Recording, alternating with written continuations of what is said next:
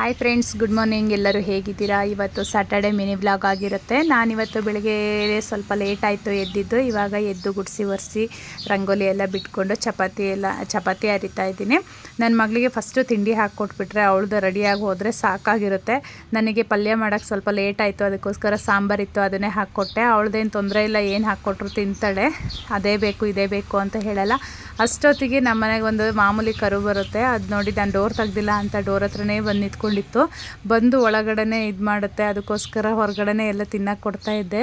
ಬಿಡ್ತಾ ಇಲ್ಲ ಅಂತ ನಾನು ಒಳಗೆ ಹೋದರೆ ಒಳಗಡೆ ಬರುತ್ತೆ ಅದು.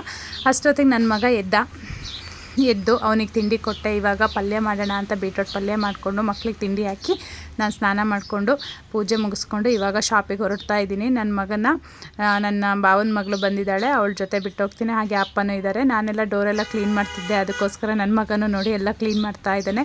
ಇವಾಗ ನಾನು ತಿಂಡಿ ಮುಗಿಸ್ಕೊಂಡು ಇವಾಗ ಶಾಪಿಗೆ ಬಂದು